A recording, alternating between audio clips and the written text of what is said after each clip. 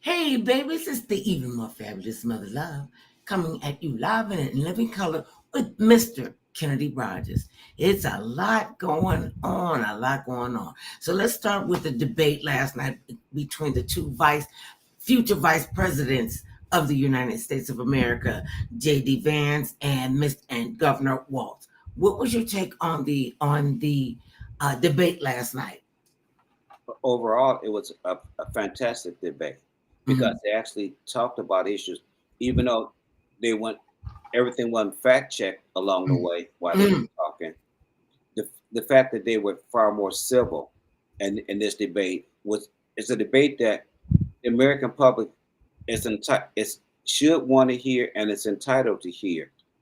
Name calling and yelling and being nasty like the former president does when he's in debates, instead of actually talking about his issues. They don't. Last night, unfortunately, Mr. Vance did not give their how they was going to do it, actually solve any of the problems of America. Oh, so you heard that too? I thought I missed something. You heard that too? Okay, go ahead. I'm sorry. The fact that he no details. Now they keep pressing the Democrats to give details about what they would do, but they don't press the former president and his running mate to give more details about how they're going to help America. I mean, all they say, well, we is going to put a tariff on everybody. Okay, well, that's a tax. I mean, and people, I mean, are you intelligent enough to understand what a tariff means? A tariff means a tax. And if you tax the Chinese people for their goods coming in, then all they do is raise the price because you're still going to buy their goods. Now, I mean, that's part of the reality. You can put tariffs on someone and say, okay, because they're not being fair. But if you're still buying their products, then they pass the cost on to you. So how do you end up, making out in the long run? They're saying, analysts are saying, with the things that the former president has proposed for his administration, if he becomes president, it's going to blow a hole in the deficit once again. It went up another 17 trillion when he was in office last time, which people don't want to talk about because it's like, oh, that's a dirty word. No, he's taught how to inflation went down during his term, but it was also they don't mention the fact that we was dealing with COVID when nobody was buying anything, so inflation would not have been high because nobody was able to go out. For that 6 weeks or more when everybody had to stay home. Now only essential people were allowed to be out. It was like months, like over a year. No, it wasn't a whole year. Well, I felt it. It may have felt like a year. It might have felt like it was a whole year. But it wasn't a whole year, no. But I mean, it did last for several months where the country was on lockdown because we were trying to get control of the virus, which was necessary. A lot of jobs were lost then, A lot of lives were lost as well. Over 1 million people in the United States alone perished because of the COVID-19 virus, and they don't want to talk about that. They just want to. It's how many people want to talk about death? White noise. How many people want to talk about deaths?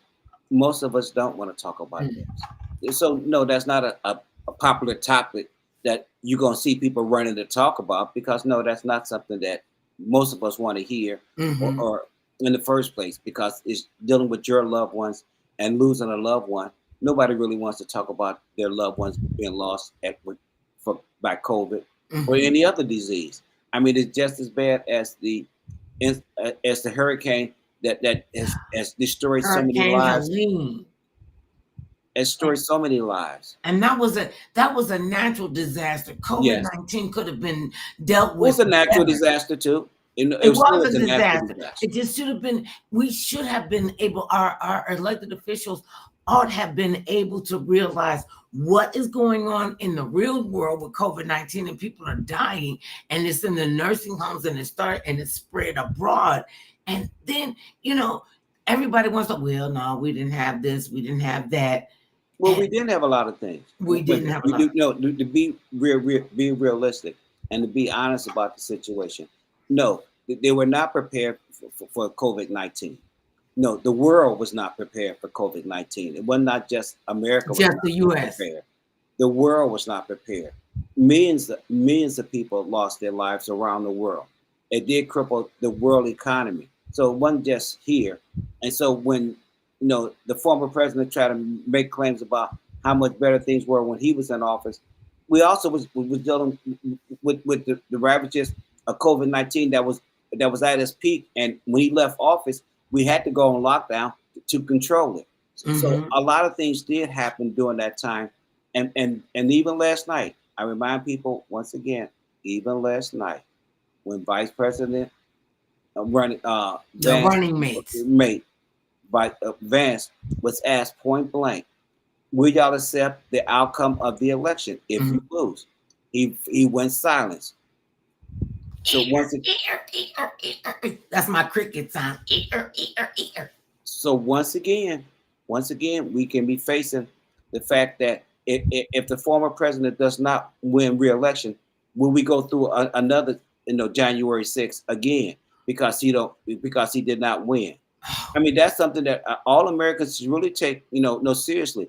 That you have somebody who's running for president and saying, I'm only going to accept the outcome if I'm a winner. If I'm a winner. That only if I'm a winner. And would you really want to put that person in office? And this is a guy who said during the pandemic, well, I heard bleach, if you inject bleach, that the COVID will go away.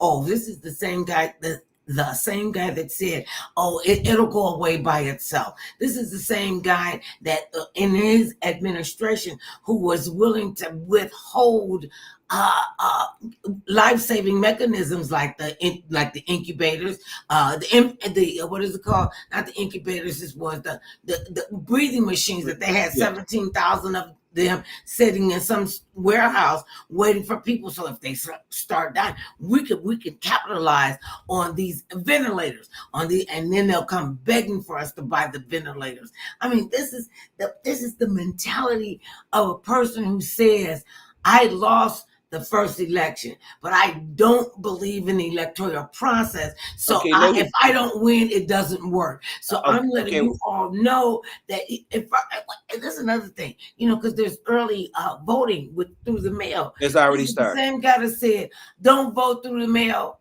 but he voted through the mail. I mean, well, once again, that he lies a lot, an awful lot. We all know that he lies. Okay, well, to sit back and say, well, I want to put somebody in office that lies. I mean, how do you know if he's telling you the truth about any of the things that's happening in the country if he has a tendency to lie on a regular basis? I mean, that's hard to even imagine that people are still gung-ho about him becoming president again. Well, he's a known liar. That's hard for me to imagine that people honestly sit back and say, oh, wow, maybe he'll do the right thing this time.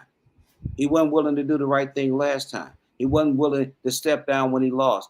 He's made it quite clear that if the election does not go his way, it must be a fraud. It's fake. It's fake news, fake everything.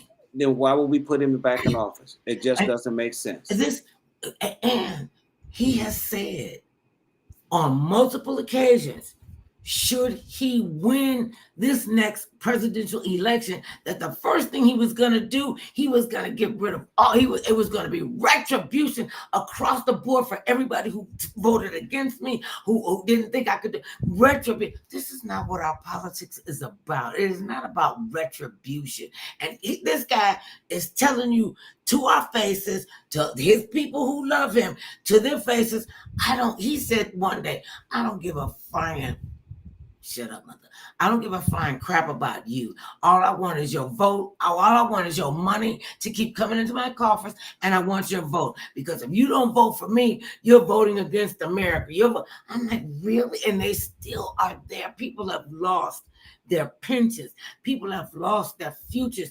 But following behind this guy and his ideology. And then he gets another. And this is the first time I wouldn't even thought to say this, that J.D. Vance actually sounded like he had a half a bit of sense. Well, I said a half a bit. Okay, the fact is this. He didn't want to come off the way he's been coming off so far on the campaign trail, because that has been turning people off. So they got a little wiser. You have to admit they got wiser. So this time he did not come in there saying some of the crazy things that he's been saying out on the trail, so that people wouldn't say, oh, wow, he really is talking that way.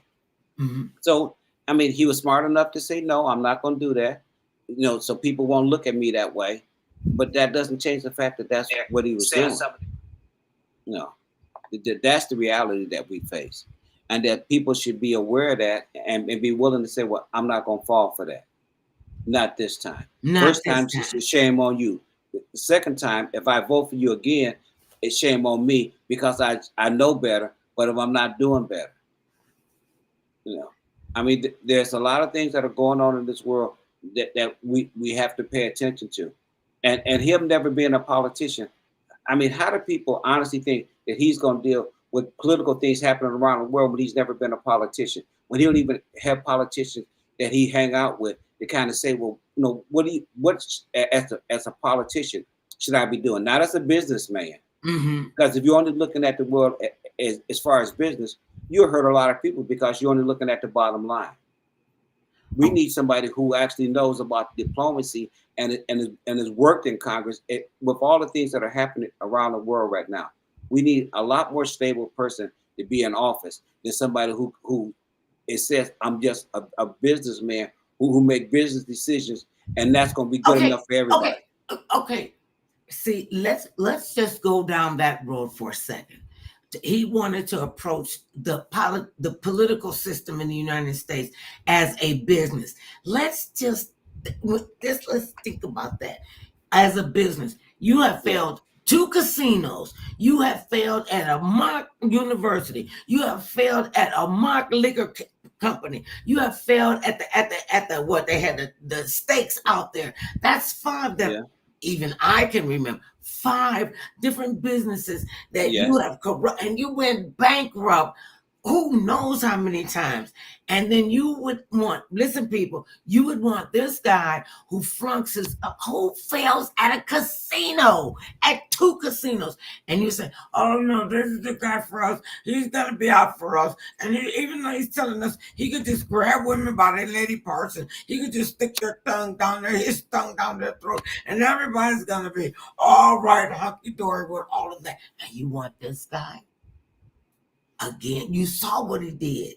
We went through the hellacious years of this guy being the president, and all he cared about was me. I want this for me. Now you know something, when your own people don't want to talk to you. Where's his daughter? Where's the one he praised and that he said, well, I couldn't even say that again because it was just stuck on stupid. Okay, but things like that that he said, I mean, that's in the past. It should give you enough information that you should not want him to be the president. I mean, he can still be a business person. I'm not trying to say don't be a business person. He's not good at it, though. Whether he's good at it or not. I mean, anybody has the right to be a business person. Yes. Whether they're good at it or not, though. Okay. I mean, maybe one day he will get good at it. Yeah, right. I mean, he's 78 and a half years old. Right. Okay. He's going to get it. Okay. Whether you believe he will get it or not. I'm saying he doesn't need to be the president. He gets, whether he stays in business or not. I'm not trying to say, oh no, he doesn't deserve to be in business. I mean, because if you choose to do business with him, that's your choice. You're making that decision. And if you make that decision to do business with him, whatever comes from it, but you made that decision to be in business with him. So accept that you made that decision to be in business with him, and whatever comes from it, comes from it. So now, okay, one of the things that the former president said was about the vice presidential debate that I found really, confused about it, because why would you say something like this about the guy that you picked to be your running mate for the highest office in the land? And he goes, oh, and nobody really is, they're not electing a vice president, so that's really a mute point. Nobody's electing a vice president. Nobody cares about that, but he's out there on your behalf, and then you say he's not relevant? Well, what he was referring, what he was referring to is that people don't choose who they're going to elect for president based on the vice presidency. But yes, sometimes they do. They do. For example, Miss Palin, when she ran with Senator McCain. Okay, well, she could see Russia from I can see Russia from my house. Okay, and people said, okay, wait a minute, do we really want her to be the second in command if something what happened to the senator? No, so he picked the wrong candidate. I mean, there's been rumors for quite some time that he wish he could drop Vance now, but it's too late to election day to replace him. That's the only reason why he's not dropped it, because it's simply too late. Okay, and I'm sure they probably thought that it was too late for Vice President Kamala Harris to get into to be in the race as she is, because Joe Biden, as our sitting president, he said, "I'm going to step out of this election. I'm going to step out of this race, and I'm going to nominate my vice president to be the president of the next president of the United States." And he was the 45th was he was like a baby. He's always like a I wasn't running against Kamala Harris. This is unfair. I was running against another old person. He's older than I am, and now you're the old guy in the room. You're the one. And could, just hypothetically speaking, just say for instance, he dropped out of the race like Joe Biden did, what would that leave J.D. Vance, the senator from Ohio? Okay, where we'll leave him is that maybe they'll make him the nominee. I mean, it's up. It's up to that particular party, just like it was up to the Democratic Party when President Biden said, "Okay, I'll withdraw, but I'm going to nominate my vice president to step up and take the run for presidency." Okay, you can do that. It's up to the American people to, if they decide to vote for you after that's done. So yes, it can be done. I mean, you don't do it this late in the race because you want to give people a chance to get to know people, and that won't be enough time to get to know him or his policies if that was done at this late hour. It's only 5 weeks left. And we're right there standing at the door of changing our 34 days left. 30. We got a countdown, 34 days till the election.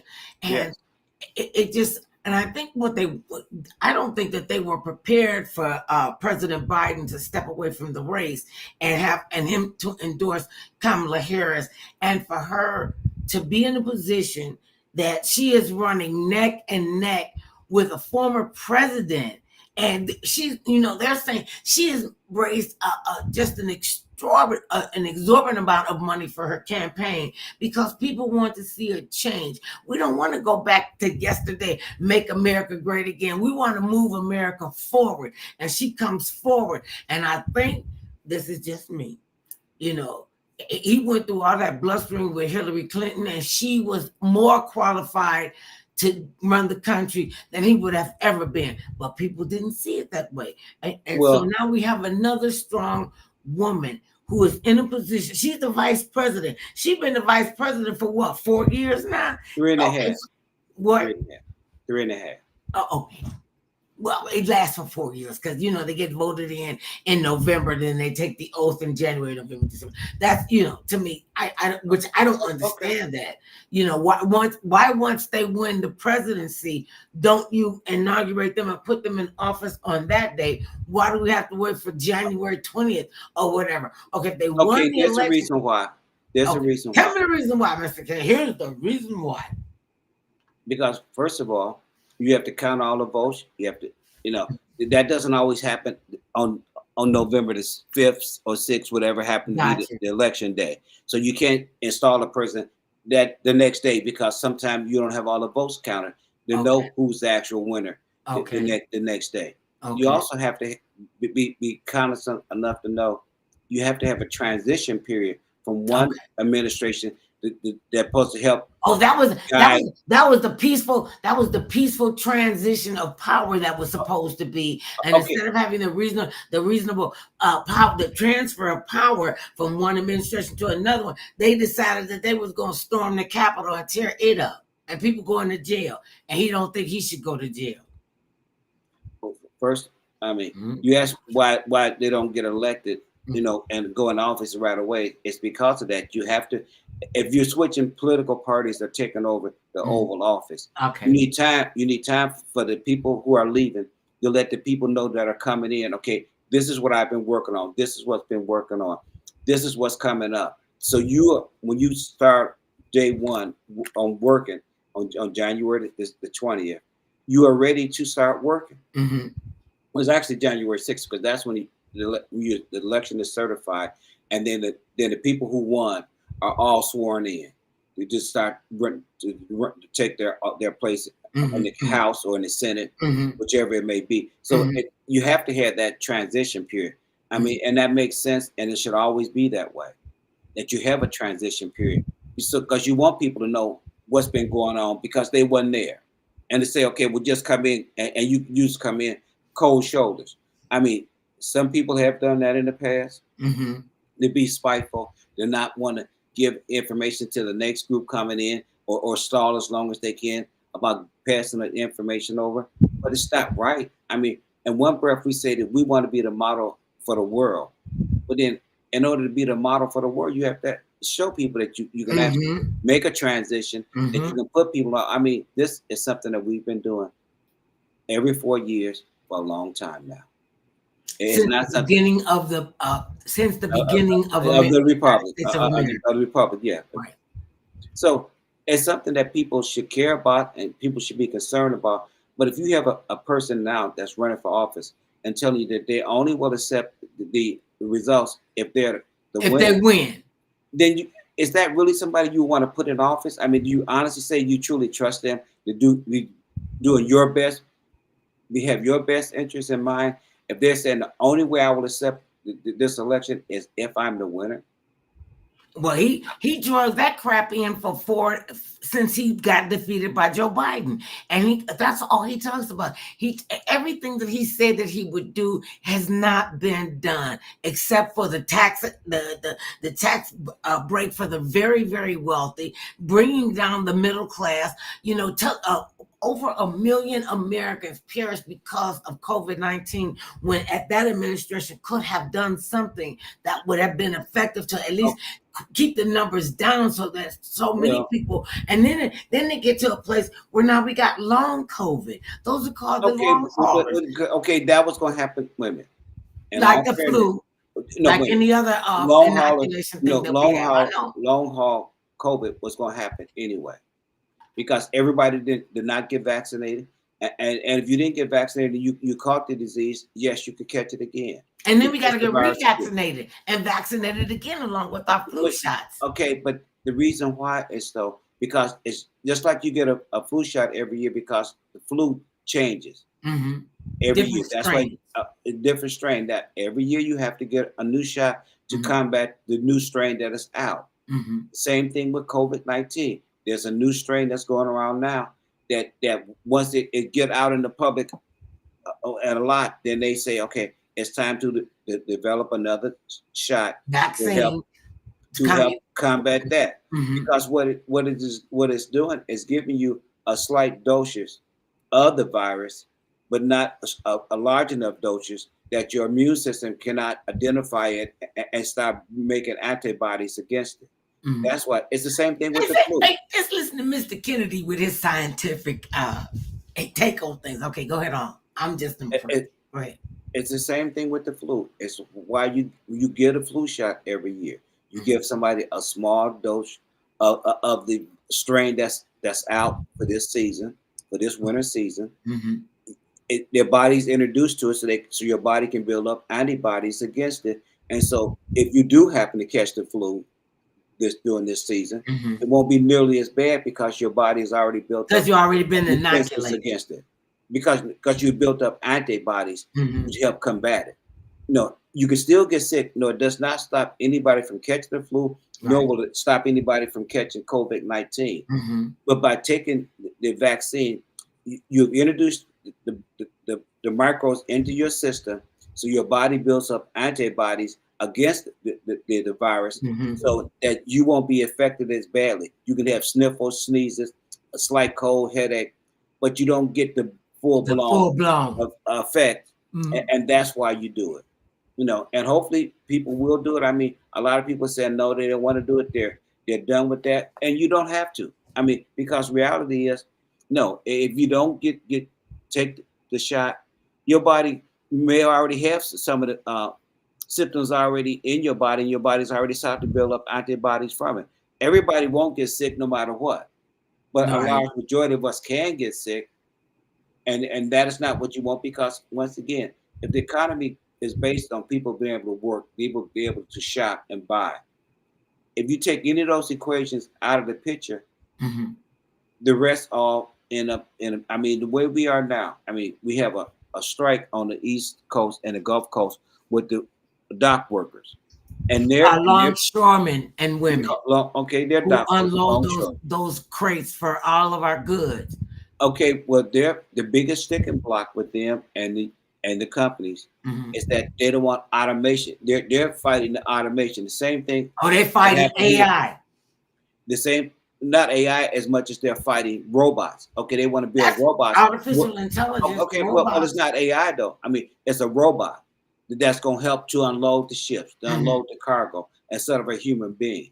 Okay, so they're fighting for their jobs and their livelihood, because just like the automation is coming more and more, and they say it's Yeah. going to cost thousands and thousands of Wait a people minute, their they got jobs. I'm still working on that one. They got the they got the QR code. I still don't understand that. I'm gonna learn about what that Okay, means. well, hopefully you will, but I but will.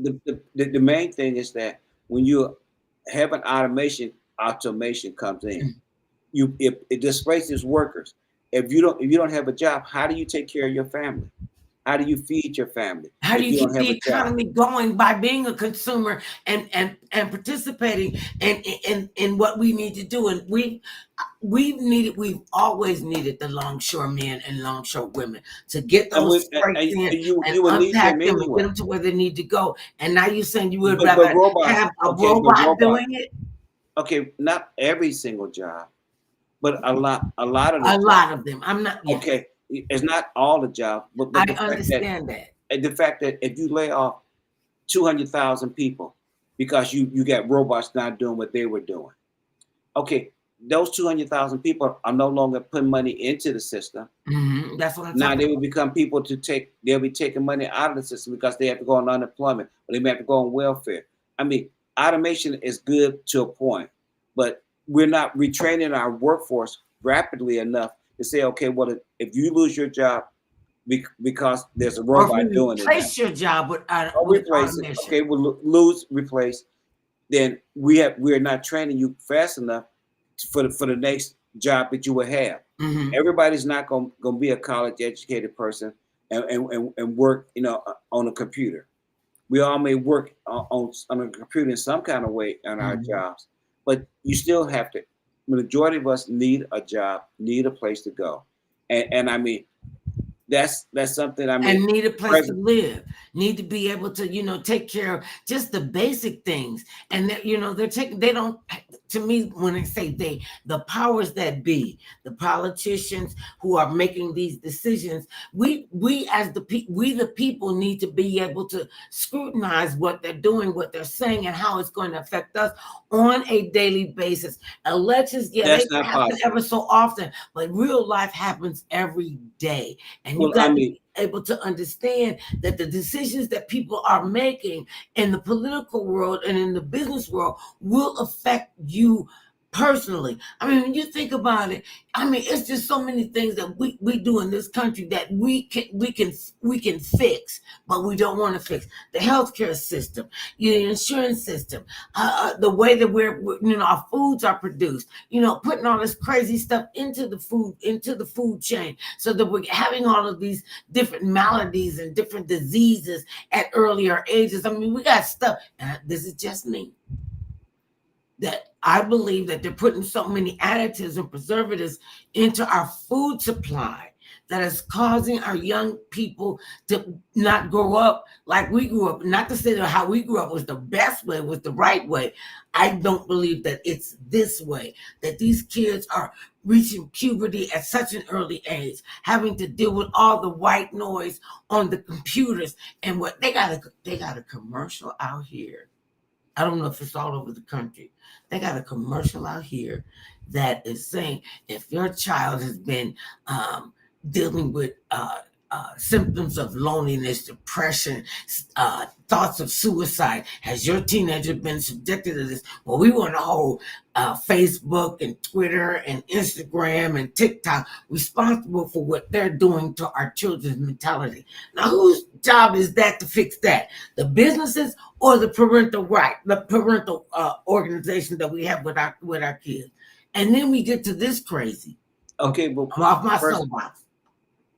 Well, first of all, I mean, it's not one answer going to solve every issue. First of all, when you're allowing young people to be on these social networks because you're young, and the fact that you want people to like you. I mean, when we want people to like us no matter what age we are.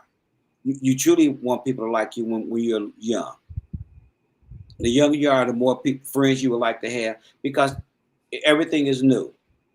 The fact that getting on social media and then you becoming depressed, suicidal, lonely, being bullied on social media because everybody's on social media, so you feel like you should have to be on social media too.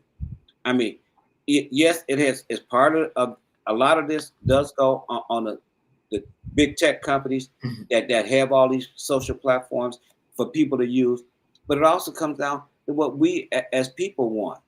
Because if you're no longer talking to your child and you said, okay, entertain yourself with your computer, entertain yourself on social media. So I don't just leave me alone. I mean, our parents did that to us when TV was first getting started. They set you in front of the TV, said, watch TV, watch the cartoons. We watched cartoons, we watched TV, so your parents did not have to be standing right there with you. As it were, the mechanism and the media has become the babysitter. Well, I mean, it always has. I mean, when our parents were growing up, it was the radio. Right. Okay, they listen to the radio. So I'm not the one standing right there in front of you every moment, watching over you, keeping entertaining you. So yes, it is partially the adults, but it is also social media and the fact that we as a collective group has not said, okay, well, wait a minute. We know this is something that everybody wants to participate in. So it's not like you can pretend like, oh, well, nobody wants to do this. Yes, that's all of our teenage kids want to be on social media. All of us as adults are on some kind of social media. You may not be on all of the platforms, but you're at least on one of them. Well, the Mother Love Show is on a bunch of the platforms. So tune in, tell your friends. Okay, go ahead. That was a shameless plug. But the fact that we want to be entertained by these social platforms, just like our kids want to be entertained by these social platforms. Should we regulate them better? Yes, we should. But that's something that you should be telling your congressman, your senator. Okay, wait, hold up. Pass laws to help regulate. Wait, Mr. Kennedy, hold on. You said that should be something that the politicians should be monitoring. I'm saying, I think you're putting way too much at their feet. That ought to be the first line of the defense has got to be with the parents and where they're coming from. When your parents are sitting up, especially now, and I've seen this up close, up like this close, and you got, I see this one got me. Okay, there's a family coming into the grocery store. We going into the grocery store and they're ahead of us. And it's the mother and the father, and she's got 3 kids. I'm going to say 3 kids that are less than 10 years old. And she's got a baby that you could put into the shopping cart. So she comes in, he comes in, the little kids come in. I'm telling these little kids, when I said about their ages, each of these walking children were obese. It didn't make sense. Why do you have a 6-year-old weighing 150 pounds? And they come in and she gets in, she got the baby in the carriage part. She opens up a sports energy drink, dumps out the baby, what was in the baby's bottle, pours this blue energy drink in, and in the kids, everybody was happy. So her and the husband are opening the bottle, so everybody, they going through the grocery store, and everything, not everything, I'm going to say 90% of the things that were the items that were in their grocery cart were processed foods. They had peppers and they had cucumbers and tomatoes and avocados and lettuce and things like that. The majority of their shopping cart, though, were processed food. And I don't know why people think they're eating this processed food. They got all this stuff in it, and you see the chickens that they this big, that chicken thighs this big, so you know something is being done, or you don't know and you don't care. And that's why I believe the first step, the first form of defensive is to be the parents, be the ones that can talk to their children, be the ones that control what their children eat, where they go. And I know kids, it's so dangerous for kids to go outside and play, because you don't know if your child is coming back from school, from the grocery store, whatever. We still have to be the adults in the room to make the decisions for our children, and not keep depending on the government to make our decisions. Well, first of all, that's easily said, but not done too often. Be realistic. You still have to get up and go to work.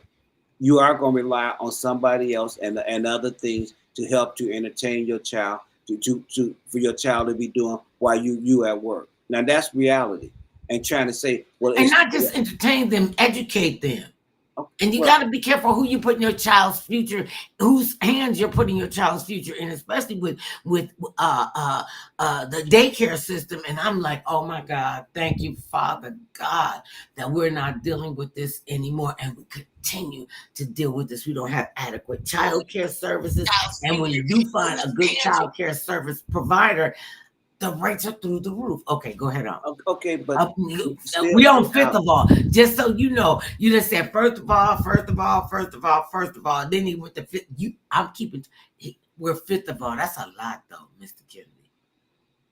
Well, that we got. We're fifth of all. Okay, I mean, you keep trying to say it's the first thing starts with at home. Mm-hmm. Yes, it does start at home. And starting at home, if you put that laptop in front of your tablet in front of your child, so they can look at the things on there to entertain them, you did that, women. So stop trying to blame the government for what you did. Did not do. Okay, did not do. You put the tablet and you gave the tablet to your child. That's you giving the tablet to your child. The government didn't give the tablet to your child. You did. So, but then you want to blame the government and say, well, the government should have done more. Wait a minute. You should have done more, because you put the tablet in front of your child. They tell you, okay, limit the amount of time that your child is on the internet. On how much time they're spending on the tablet. If you don't stop and do at least that, well, then that's on the parents. It's not the fact that they have a device that can help to entertain your child, because we had the TV set to entertain us when we were kids.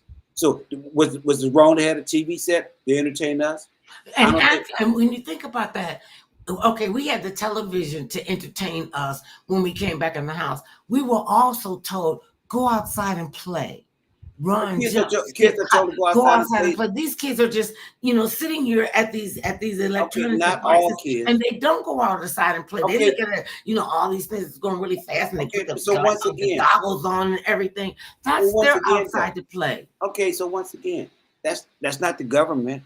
That's you making that decision as a parent. So stop trying to say one breath say what the government is not doing, and the next breath say what the parent is doing. Wait a minute. Or not doing. When you know that you have to go to work. Mm-hmm. Okay, if they put us in front of the TV, then they say, okay, that's gonna ruin you because you're in front of the TV set. No wonder you thought, but letting your child look at that tablet or look at your phone and be entertained by the games and the things that they could download on there and look at. You didn't look at that as being detrimental to your child, because there was another way, especially now that you have so many single family homes. When half the country is represented by single families, don't and the next breath say, oh, but now mama, you better do everything. You better even be more of a superwoman than you were before. Be realistic about what you're. And mothers are superwomen, just so y'all know. We are superwomen. Okay, well, be superwomen. And dads are super fathers. But be super and smart and smart about it. And I know that if you have to go to work, sit back saying that you're gonna play with your child all the whole time that they're in the house with you. It's not realistic. Your parents didn't do it for you. their parents didn't do it for them. We got puzzles. We Now, got puzzles to okay, keep us because like that's all you had back then. Right. Okay, you can't play with something that you didn't have. You had puzzles, so you was able to play. Right. You had other things, games that you could play in the house. But you also had a chance to go outside. You still have a chance to go outside now. To sit back and say, "Oh, you can't go outside." No, it's just a lot more dangerous. Okay. When you it can be dangerous, but that does not mean that you shouldn't go. Once again, you're making a blanket statement that folks shouldn't let their kids go outside and play. Wait a minute. If you don't want them on the tablet, what is the alternative?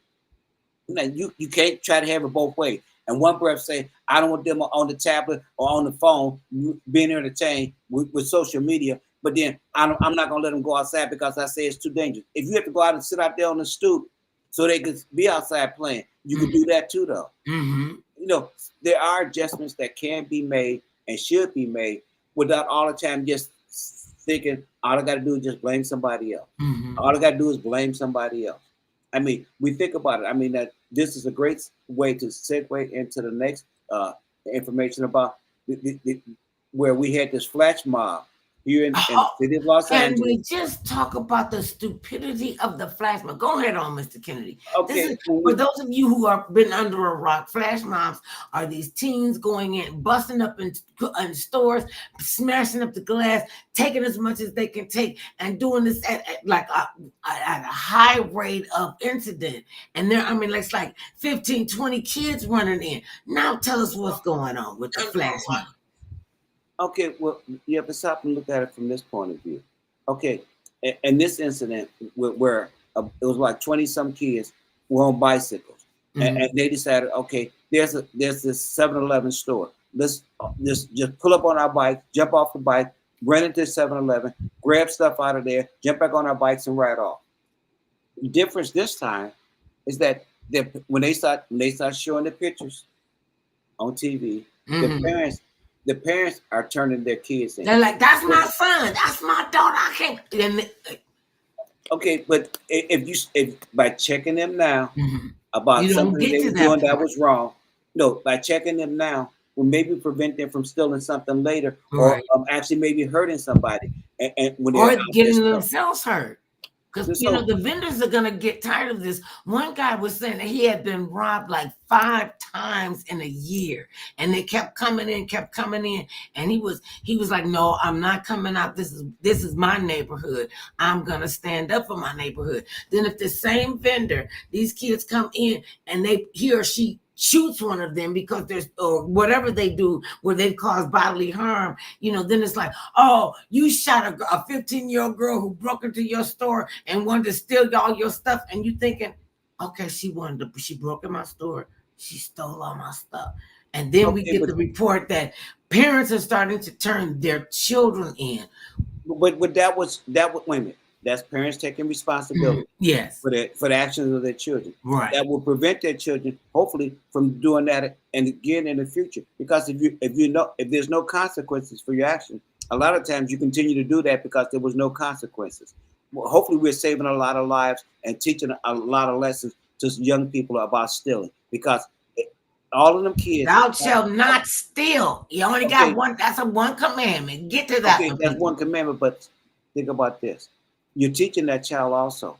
If you, just like you rode and came up on his store and ran in his store and took his stuff, what if you had been the store owner? And now somebody ran up to your store, or your mother or your grandmother who've been in I'm saying, I'm not talking about years. I'm not talking and about now somebody run up in there. How you gonna feel? Okay, what I'm saying is this: it's about teaching a lesson. Right. Okay, if that was you, if you were the store owner, now, how do you think? If you was the store owner and a bunch of kids just decided, okay, hey, your store happened to be the closest one along our path where we're riding on our bikes, we're going to your store and take your stuff, you would be highly upset. But sometimes if you never learn a lesson from something, you will keep doing it because you never learned the lesson. I mean, one of the things that people talk about every day now is about the consequences of stealing, and the fact that they took away the cash bond to allow people to get out of jail because that kept a lot of more people in jail. But they tried to solve the problems and saying, okay, too many of our kids are being locked up, and we don't have the money to get them out. Well, then you should also, if you know you don't have the money to get your child out of jail, you should teach them also how not to go to jail. Go to jail to start with. Right. Okay, so that's a twofold thing. If you know you don't have the money to get your child out of jail, you need to be talking to your child about not stealing or doing something that will put him in jail in the first place.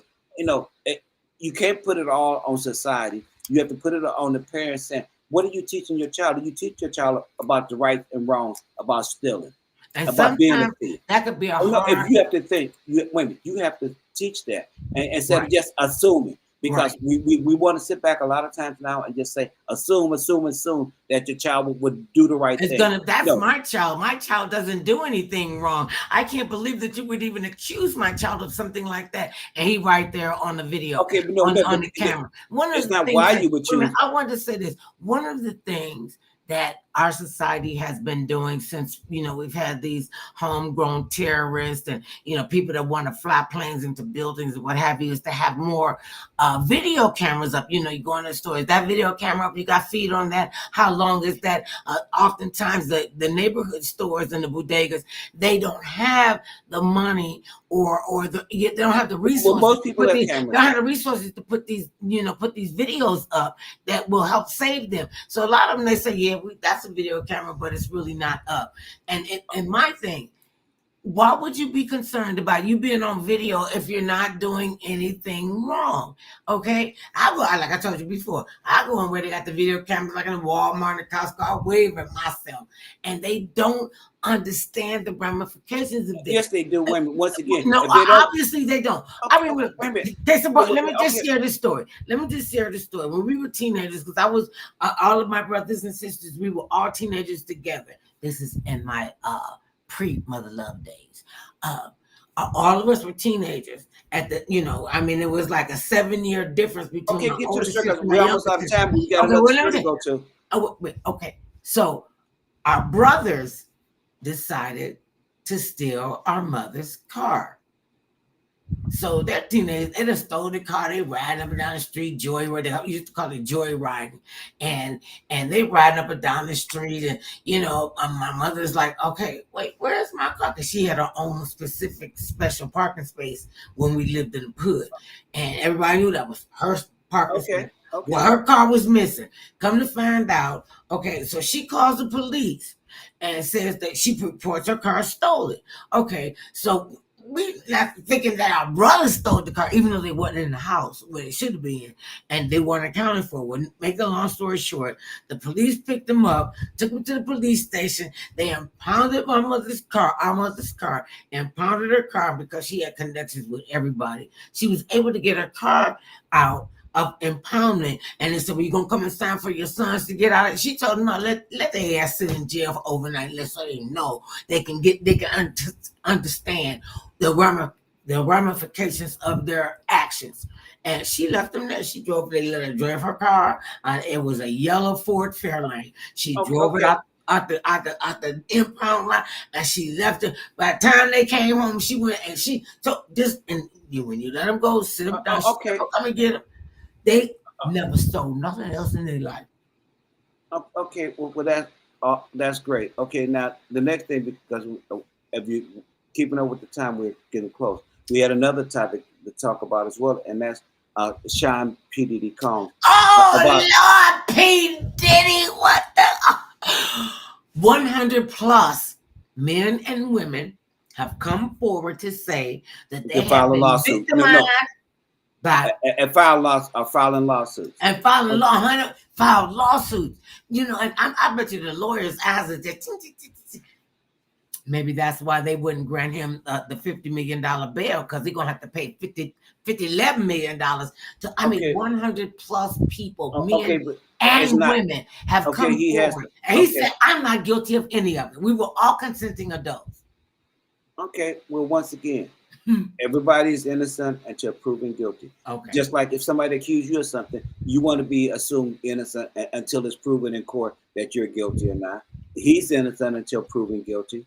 I mean, the fact that he has so many people that are coming forward, I mean, his case is a lot harder to want to solve. But the reality is that He know what he should have known better, because the buck stopped with him. When Folks. you're a You know, narcissist and you're okay, wait a misogynistic minute. like that, you don't feel like the rules apply to you. These are not Whether you feel like applicable it or not, laws from Sean Puff Daddy Combs. I'm P. Diddy. I could do whatever I want to whomever I want, whenever I want, and y'all just gotta take it. Really? okay, well, and saying that has not stopped him from being in jail. I mean, there's 1,000 different theories that are running around. Some said it's because of him and the fact that with the liquor company that he was involved with the vodka company, he had sued them. I assume for not paying them, not giving him his money right. He won that lawsuit. Then he turned around and was suing them again. Are you talking about Ciroc? Yes. The liquor company. Yes. That he was a partner in. Once again, some people say that was the reason why all this came out. And I heard another theory that folks said that he was busted, 15, 20 years ago. And then they had him to keep doing what he was doing so they could entrap other people. I mean, the police do that too, though. Yeah, they do. I mean, so we'll get a small fish and you give us a bigger fish. But I think, I would think that Sean Combs is a pretty big fish.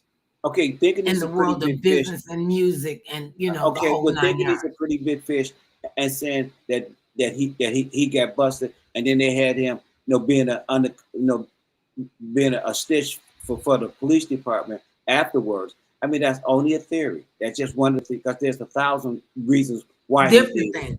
Okay, but I couldn't. Not one in particular. Wait a minute. There's not one in particular. Say, it's a lot. Don't put your finger down and say this is the reason why all of it happened. No, nobody. It's a domino effect. When you're doing skullduggery. The biggest thing is that he was doing something that he continued to do for years. When maybe he could, not maybe, he could have stopped a long time ago.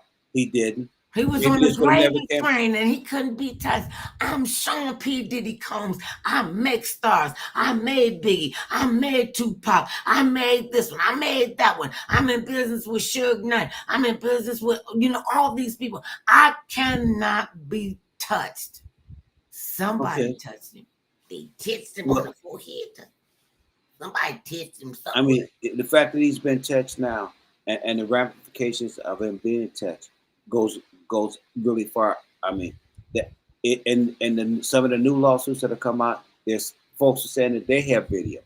Now, they said they have videos that they want to show, or they're waiting to hold the videos until their case comes up, and then it'll be shown when their case comes up for trial. Who knows what will happen, when it will happen? But the fact that we have to all stop and think that it can happen to anyone. I mean, it's a shame that he did what he did.